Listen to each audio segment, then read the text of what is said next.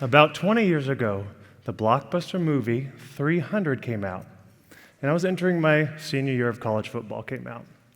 You can imagine how pumped I was to see a violent, over-the-top retelling of the Battle of Thermopylae. The movie featured Spartan King Leonidas, who took his 300 Spartans against battle against the god King Xerxes. The opening scene couldn't have been more epic. Imagine dark clouds filling the night sky, thunder and lightning snapping all around, a Spartan elder inspecting an infant Leonidas at the edge of a cliff with infant skeletons in the trench below. If the elder had found him to be puny, sickly, or misshapen, his fate would have been the same as the skeletons below. As Leonidas grew, his father began teaching him how to fight and never surrender. He taught him that the greatest glory a Spartan man could ever have was to die in the field of battle. At 7 years old, he entered the agoge, a Spartan initiation, which is where he would either return to his people a Spartan man or not at all. Over the next 7 years, Leonidas would be subjected to partial starvation and violence, and then thrown into the wilderness to pass his final test. The wilderness was cold, dark, and full of predators, and all Leonidas was armed with was his spear. A massive wolf with glowing yellow eyes and teeth as sharp as razor blades spotted Leonidas and started circling him in preparation for his next meal. As Leonidas prepared to defend himself, it wasn't the fear that overtook him. It was the years of training that had led to this moment. All his senses were heightened. He could feel the cold night air filling every inch of his lungs. The grip on his spear was strong and steady, his feet firmly planted in the ground. Suddenly, the massive wolf attacked, and Leonidas thrust his spear through the wolf. Upon his return, with the pelt of that wolf draped over his shoulders, operatic music playing all around, grown men kneeling as Leonidas returned as king, the Spartan king. Hau! Hau! Hau! Now, after you're done running through a wall, let's visit two important things about this opening sequence: the mentoring phase and Spartan life skills training. You see, what we saw was after the elder inspected Leonidas, we saw young Leonidas being mentored by his dad. Now, this is where Spartan society and today's start to separate. The reality of today is that parents don't really mentor their kids since the late 80s. Hovering helicopter parents were first identified in the 90s and the 2000s, and instead of creating places of discovery that included risk, they created safe spaces, which were almost completely void of any anxiety or pressure. And even more recently, my daughter's kindergarten class banned tag because they thought it was too rough. Now, do we think that when Leonidas' father was getting him ready to go to battle, he removed all their risk?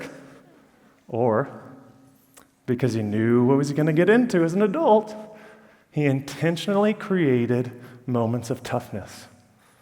Now, the role of mom and dad that they play in our development is dynamic and can't be understated. Moms, you're super nurturing, and it's really hard for you to see your kids in any kind of pain, but you will challenge them when you see necessary. Dads, you are a little bit nurturing, way more likely to give our kids minimal instruction, and then throw them into the fire and say, good luck. Don't you remember when you held the lighter and you ran your finger slowly across it so the underneath side of your finger got black, but you didn't burn yourself? That's like being a dad. Just enough. Good luck. As leaders of our households, we are responsible for teaching our kids processes, not providing them with outcomes. Part of this responsibility begins with us as soon as our kids can crawl. And if expectations for them was like the three bears, it should be just right. Not too easy to where they get bored, but challenging enough where that situation can include failure. Minimum standards have to be set. If they take out their toys, they're supposed to put them away. Athletes and civilians, you're supposed to show up and work hard. You're supposed to take care of your bodies, and you're supposed to armor your minds. Unfortunately, it's difficult just to find anybody that will just show up. Show up for work, show up as parents, show up for when you're best friends when they need them the most. And yet, we have accepted just showing up as the gold standard. This reduction in our standards has stripped autonomy from our young people, and depression and vulnerable self-esteem has skyrocketed. Now, this brings us to life skills training brought to you by Sparta. Now, peel back the initial layers of violence of that opening scene and notice how the Spartan leaders used pressure, anxiety, and moments of impact to develop the Spartan boys into Spartan men. Remember, our kids, they're going to leave the house one day, and this training phase is intended to provide them with the tools they need to not just survive, but thrive in a world of wolves. As a college strength coach, I've heard so many of my athletes tell me that nobody really warned or prepared them for how brutal, honest, and difficult life as a college athlete was going to be. Part of that responsibility lies with us, being more proactive at an earlier age. For the Spartans, the agoge system was their answer. It was designed to encourage both discipline and physical toughness, but it was also require boys to study the arts. Mentors were also assigned to them so they could guide them through their training. They encouraged and provided the right amount of pressure so when they faced a challenge, the young men were able to channel their anxious energy and focus on a solution. You see, words, when said in a right way, can change someone's mind and alter their belief. With your words, you have the power to create moments of impact and turn the light on for someone's future, or flip the switch and leave them in the dark with a single sentence. One of the earliest moments of impact that I can remember was when I was in third grade. You see, I've never been accused of being small, and this was no exception. I was on the playground after school, going down the slide, playing on the swings, just waiting for Mom to get there to pick me up. And when she arrived, I took off running down the hill. And as I was running, I heard my friend shout out, "Look at that fat boy run!" And from that point on, the perception I had of myself was of a fat boy. And when I told my mom how fat I thought I was, the response I heard was, "You're not fat. You just need to help. You just need to grow." But that made no sense to me. My friend just said I was fat. What else am I supposed to believe? As a third grader, I was trapped in my own perception, and I had no idea there was any other way to think. Now, if I had some perspective, I would have been at least aware that there are many other ways to think and many other solutions. So what's the difference between perception and perspective? Well, let's have a small example. If you have holding a glass full of glass of water filled to the middle, your perception is the glass of the water. Your perspective was if you see it half empty or half full. Now, I recently had a light bulb regarding these two differences during a morning routine at the house. Normal morning routine, making breakfast, lots of things going on, making lunch. Kids are playing in the living room, and suddenly, "Stop it!" It's my daughter. She told my son to stop it. Now, there's something I need to tell you about my son. He embodies every stereotype you can think of when you think boy. Unprovoked, I've been speared in the back of my legs so many times I can't even remember. So of course I just assumed he was climbing up the top ropes, trying to jump on her, or hitting her with a stone-cold stunner. So I did everything I could do to get my son to stop doing whatever he was doing to his sister. So he got louder, and I got louder. And we both started yelling, and we turned the dials up to 11. And at that moment, I had an epiphany. We were both upset because we just wanted to be heard. What my son was trying to tell me was he just wanted somebody to pay attention to him. But the light had already been turned off on my ability to really hear him. And that is a transformation from perception to perspective. This also got me thinking. I didn't really have the ability to think outside my own emotions when I was growing up. So what the heck did my parents think when they're raising me? By the way, if you have never asked your parents why they chose to raise you a certain way, I 10 out of 10 recommend it. Because guys, mind-blowing. What my parents told me was that they just needed me to be able to learn how to troubleshoot on my own so I could thrive when I grew up. Effort, discipline, and trustworthiness were non-negotiable. And failure was just a part of our life. Just as long as I didn't get hurt permanently. My mom, devout Catholic, even told me a story where she had found out I was going to be involved in a fight after high school. And she considered allowing it to happen. I've always thought my mom was way too overprotective. I still think she was. But this revelation was like the feeling you get when you listen to a Baptist preacher.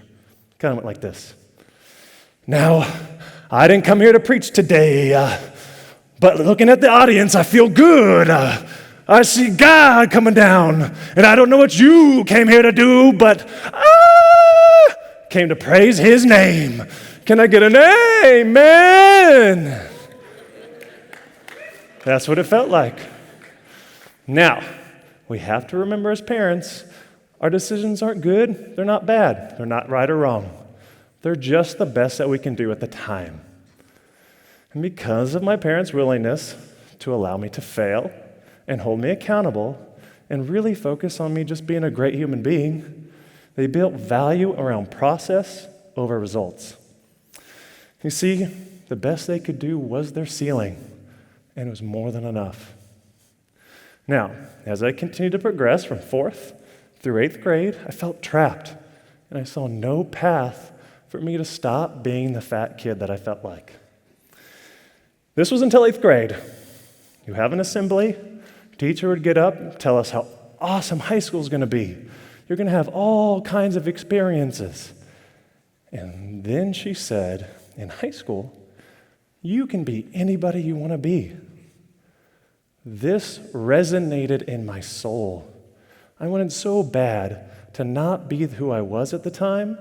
I took this statement and almost ran with it. You see, when you enter high school, there's an 8 to 9 week lifting program that offers for freshman football players. And I jumped on that faster than a toddler on a couch during the floor is lava. A typical day would be a warm-up lap.